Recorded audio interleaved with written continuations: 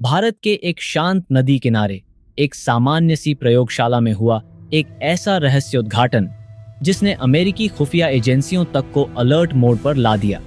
सतलुज नदी की रेत में मिला एक ऐसा धातु जो युद्धों की दिशा बदल सकता है, मोबाइल और मिसाइल तकनीक को नई उड़ान दे सकता है और शायद भारत को सुपर पावर बनाने की कुंजी भी साबित हो सकता है। लेकिन ये कैसे हुआ और क्यों अमेरिका समेत पूरी दुनिया हो गई चिंतित? आईआईटी रोपार की प्रयोगशाला और रहस्यमयी रेत 2025 की गर्मियों में आईआईटी रोपार के वैज्ञानिक एक सामान्य सेडिमेंट स्टडी कर रहे थे। पंजाब के रोपड़ में सतलुज नदी से रेत इकट्ठा की गई थी। मकसद था बस मृदा की गुणवत्ता जानना। लेकिन जब इलेक्ट्रॉन माइक्रोस्कोपी हुई तो दिखा एक चमकता हुआ भारी और अत्यंत दुर्लभ धातु टैंटलम। वो भी इतना शुद्ध कि प्रयोगशाला के छात्र और प्रोफेसर हक्के बक्के रह गए। टैंटलम एक ऐसा धातु जिसकी 1 किलोग्राम कीमत 20 लाख रुपए तक जा सकती है। इसकी डिमांड अमेरिका की सेना, टेक कंपनियों और स्पेस एजेंसियों तक फैली है। टैंटलम क्या है? क्यों है ये इतना कीमती? टैंटलम एक रेयर अर्थ मेटल नहीं बल्कि रेयर ट्रांजिशन मेटल है। ये उच्च तापमान झेल सकता है। इससे सुपरकंडक्टर, मिसाइल के कोर, रडार सिस्टम और अत्याधुनिक मोबाइल बनते हैं। एप्पल, सैमसंग जैसी कंपनियां इसकी माइक्रो कैपेसिटर में इस्तेमाल करती हैं। अमेरिकी सेना इसे स्टेल्थ तकनीक और हाइपरसोनिक मिसाइल्स में उपयोग करती है। दुनिया में सबसे ज्यादा टैंटलम अफ्रीका के कॉन्फ्लिक्ट जोन से आता है, जैसे कि कांगो, रवांडा, नाइजीरिया, जहां चाइल्ड लेबर और मिलिशियास के कारण इसे ब्लड मेटल भी कहा जाता है। भारत में टैंटलम की एक्सीडेंटल डिस्कवरी कितना है और क्या खतरे हैं?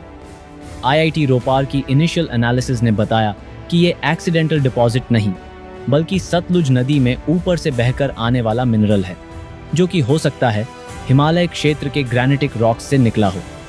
भारतीय भूवैज्ञानिक सर्वेक्षण जीएसआई ने कंफर्म किया कि करीब 13 किलोमीटर का स्ट्रेच इस रेयर मिनरल से प्रभावित है।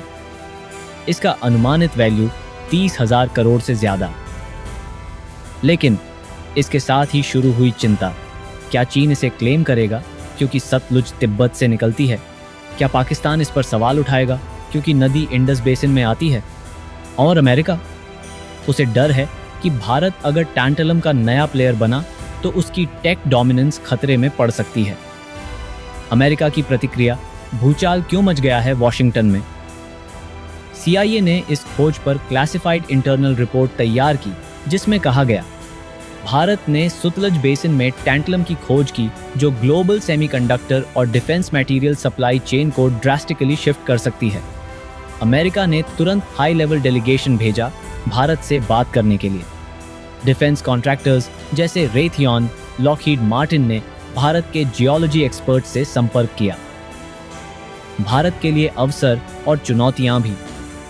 अगर भारत इस टैंटलम को एथिकली, रिस्पॉन्सिबली और स्ट्रैटेजिकली इस्तेमाल करता है तो भारत का टेक मैन्युफैक्चरिंग बढ़ेगा, सेमीकंडक्टर इंडिपेंडेंस मिल सकती है, डिफेंस एक्सपोर्ट्स में भारत नया जायंट बन सकता है।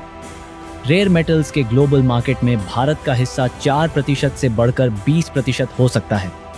लेकिन अगर इलीगल माइनिंग शुरू हो गई, चाइना इंटरफेरेंस बढ़ गया या भारत इसे ठीक से कैपिटलाइज नहीं कर पाया तो ये मौका खो भी सकता है। Global effect. एक छोटा सा गांव और दुनिया का नक्शा बदलता हुआ तस्वीरें देखिए। पंजाब का वो छोटा सा गांव जहां से सैंपल आया था, आज उस गांव की मिट्टी की कीमत अरबों में आंकी जा रही है। आज वहां सर्वे टीम्स, सिक्योरिटी पर्सनल और जियोलॉजी एक्सपर्ट्स डेरा डाले हुए हैं। लेकिन अमेरिका से लेकर जापान और फ्रांस तक की निगाहें सिर्फ उस मिट्टी पर नहीं, भारत की रणनीति पर भी हैं, क्योंकि एक गलत फैसला इस खजाने को कर्स बना सकता है। क्या भारत संभाल पाएगा ये गुप्त धन?